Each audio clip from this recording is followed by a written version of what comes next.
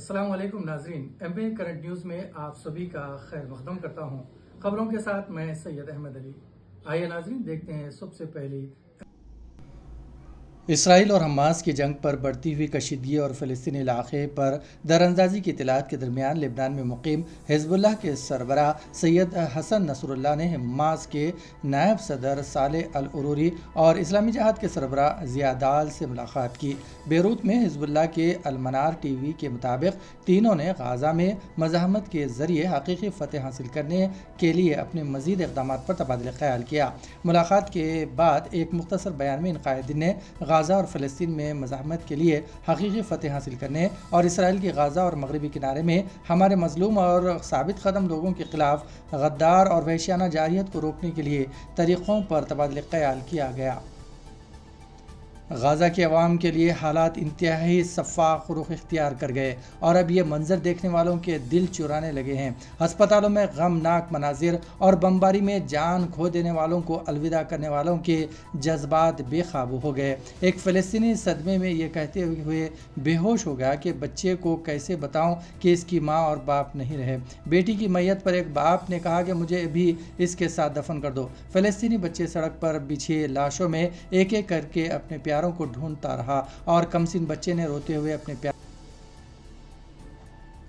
غزہ شہر کے الشفا ہسپتال میں نوزائیدہ بچوں کی انتہائی نگہداشت یونٹ میں ایک قابل از وقت پیدا ہونے والا بچہ موجود ہے۔ اس بچے کے پورے سر پر گھنے کالے بال ہے اور انکیوبیٹر میں پڑا ہوا ہے۔ ڈائپرز کے ننھے سے جسم کو تقریباً ڈھانپ رکھا ہے۔ بچے کے چھوٹے سے ٹخنوں کے گرد ایک گلابی پلاسٹک کا ٹیگ لگا ہے جس پر اس کی شناخت صرف مریم الحراش کے بیٹے کے طور پر ظاہر کی گئی ہے۔ الجزیرہ کی رپورٹ کے مطابق نوزائیدہ یونٹ کے سربراہ ڈاکٹر ناصر بلال کا کہنا ہے کہ 10 دن کا یہ بچہ اس بدصورت اسرائیلی جارحیت کے خلاف فتح کی علامت ہے۔ ناصر بلال نے کہا ہے کہ 13 اکتوبر کو ہمیں شمال غزہ کے کمال عدوان ہسپتال سے ایک بری طرح زخمی حاملہ خاتون کے بارے میں فون آیا جو اپنی آخری سانسیں لے رہی تھی۔ اس کے گھر پر ہوائی حملہ ہوا تھا اور اس کا پورا خاندان اس کے شوہر سمیت تمام 10 افراد مارے گئے تھے۔ مرنے والی خاتون 32 ہفتوں کی حاملہ تھی۔ اس بنیاد پر مرنے سے پہلے ان کا ہنگامی سیزرین سیکشن آپریشن کیا گیا اور ان کے بچے کو زندہ رحم سے نکالا گیا۔ بچے کو الشفا منتقل کیا گیا جہاں اسے 60 قبل از وقت نوزائیدہ بچوں کے ساتھ فوری طور پر میکینیکل وینٹیلیشن پر رکھا گیا۔ ان کا کہنا تھا کہ ہم نے اسے 6 دن کے بعد میکینیکل وینٹیلیشن پر دیا اور 3 دن بعد ہم نے دیکھا کہ اسے دماغی اسکیمیا ہے جو دماغ کی ایک شدید چوٹ ہے جس کا نتیجہ دماغ میں خون کے بہاؤ میں خرابی ہے۔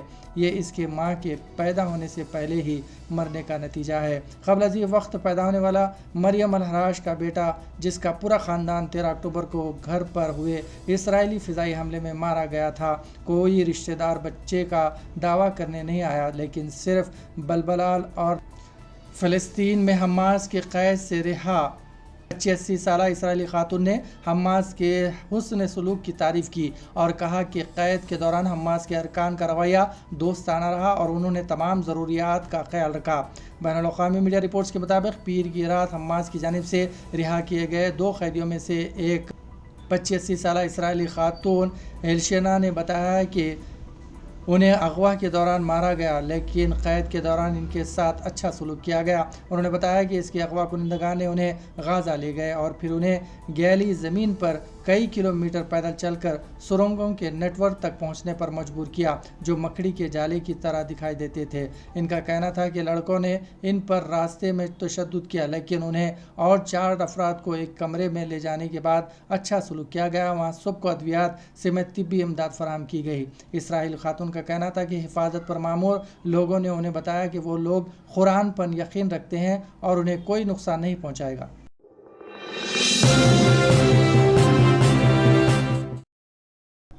تلنگانہ میں بی جے پی کو زبردست جھٹکا لگا۔ منگلورو کے سابق MLA Komati Reddy Raj Gopal Reddy نے بی جے پی سے استعفیٰ دے دیا ہے۔ انہوں نے اعلان کیا ہے کہ وہ جلد ہی کانگریس میں شامل ہوں گے۔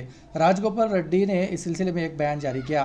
ریاست میں حکومت کی مخالفت شدید ہے جس سے یہ واضح ہوتا ہے کہ لوگ تبدیلی چاہتے ہیں۔ تلنگانہ کو کے سی آر کے خاندانی راج سے آزاد کیا جائے۔ مجھے لگتا ہے کہ میرا خواہش 5 ہفتوں میں پوری ہو جائے گی۔ لوگ کانگریس کو हिंदुस्तान का मुतबादिल समझती है। मैंने लोगों की राय के मुताबिक काम करने का फैसला किया है। 1.5 साल कबल बीजेपी तेलंगाना में सरबराह इख्तिदार भारतीय जनता पार्टी के मुतबादिल के तौर पर उभरी थी। अब लोग कांग्रेस को हिंदुस्तान का मुतबादिल समझते हैं, इसीलिए मैंने भी तेलंगाना के लोगों के ख्यालात के मुताबिक काम करने का फैसला किया है।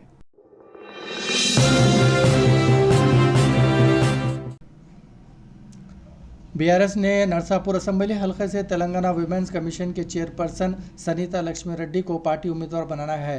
पार्टी सरबराह व चीफ मिनिस्टर चंद्रशेखर राव ने नरसापुर असेंबली हलके के उम्मीदवार के तौर पर सनीता लक्ष्मी रेड्डी के नाम का ऐलान किया। इस सिलसिले में उन्होंने नरसापुर के मौजूदा एमएलए ए मदन रेड्डी के साथ उन्हें बी फॉर्म हवाला किया। इसी मौके पर पार्टी ने मदन रेड्डी को, जो फिलहाल नरसापुर एमएलए की हैसियत से खिदमत अंजाम दे रहे हैं, को आइंदा पार्लियामेंट इंतखाबात में मेदक एमपी के उम्मीदवार के तौर पर मौका देने का फैसला किया। यह फैसला बीआरएस पार्टी के कोर कमेटी ने किया है। इस मौके पर चीफ मिनिस्टर केसीआर ने कहा कि मदन रेड्डी एक सीनियर लीडर है जो पार्टी के आगाज से मेरे साथ है।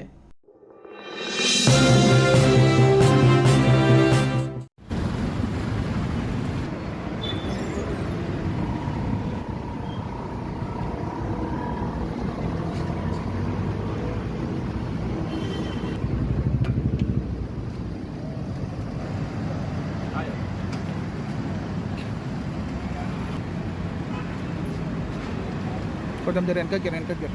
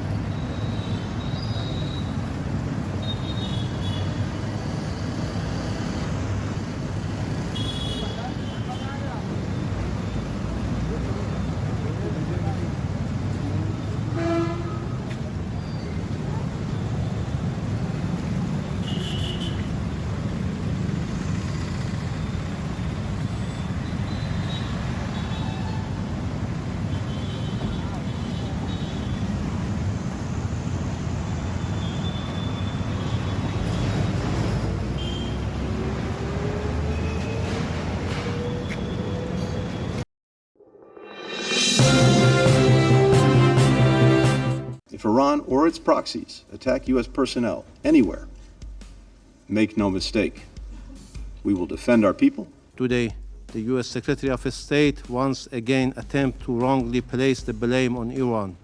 Iran categorically rejects these groundless allegations.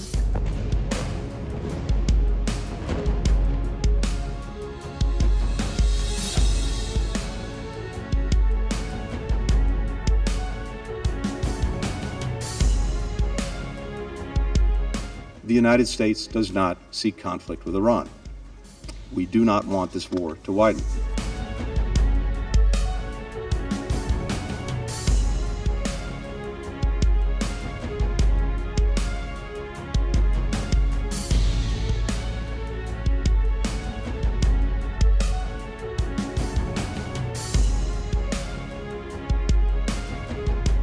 Do not open another front against Israel in this conflict.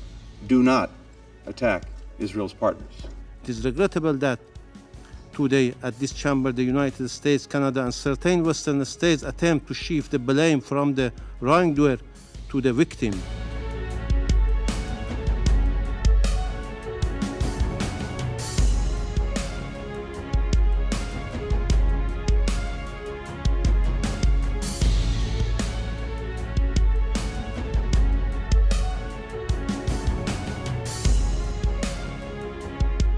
We know Hamas does not represent the Palestinian people, and Palestinian civilians are not to blame for the carnage committed by Hamas.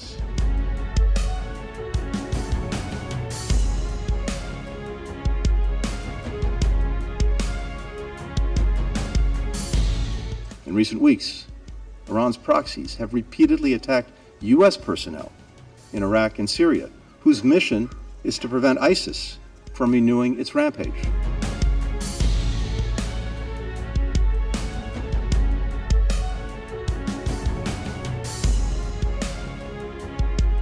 We must unequivocally condemn Hamas's barbaric terrorist attack against Israel.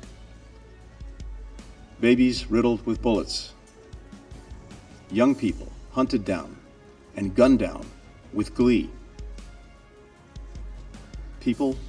Young people